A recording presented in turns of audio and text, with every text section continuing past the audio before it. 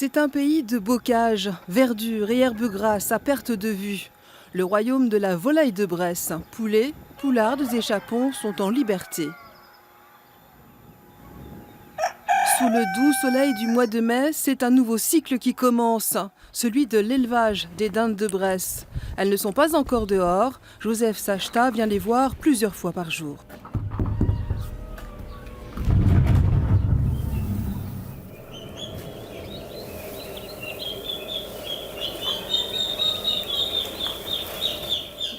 Dans cette poussinière, 600 dindonneaux de quelques jours font l'objet de toutes les attentions. Le fait de se mettre accroupi, ça permet aux dindonneaux de se sentir un petit peu en confiance et de reprendre un comportement habituel, comme si je n'étais pas là. Et puis en observant ce comportement, on va pouvoir savoir ce qu'il va falloir faire au niveau de ce bâtiment, savoir s'il faut le réchauffer encore un petit peu ou s'ils ont trop chaud, si la ventilation est trop forte, etc. Savoir régler les paramètres afin que l'élevage se passe bien. Et puis on va prendre quelques individus pris au hasard.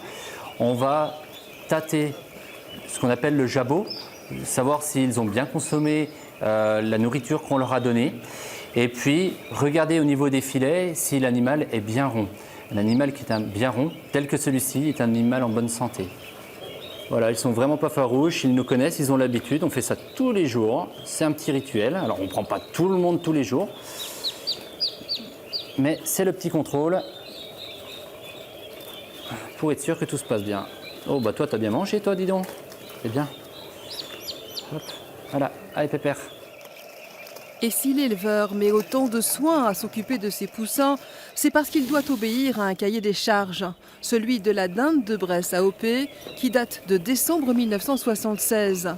Il impose des critères d'élevage très rigoureux, avec une alimentation 100% d'origine bressane. L'aliment qu'on leur donne est un mélange de céréales, les céréales qui sont cultivées en zone d'appellation Bresse. D'accord. Donc essentiellement, vous trouvez à l'intérieur du maïs et du blé. Et tout ce qu'il faut pour qu'ils aient une croissance correcte. Donc ces céréales ont été broyées et mises sous forme de petites miettes afin qu'ils soient le plus facile à attraper par les volailles et le plus digeste possible. Tout est mesuré, le dosage de l'alimentation au gramme près, le nombre de poussins par mètre carré, 12 au maximum, et la température, car avec leur fin d'UV, ils ont besoin d'une chaleur constante. Les dindonneaux demandent une température de 32 degrés d'ambiance. Donc c'est pour ça qu'on a des gros radiants à gaz qui viennent chauffer l'atmosphère. Avec un point chaud à 40 degrés au sol, juste sous le point de chauffage, qui permet aux dindonneaux, en cas de petit coup de froid, de venir se réchauffer dessous.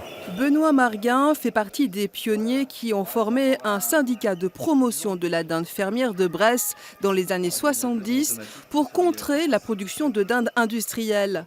Les bases de l'AOC et la dinde noire à nul autre pareil ont ainsi vu le jour.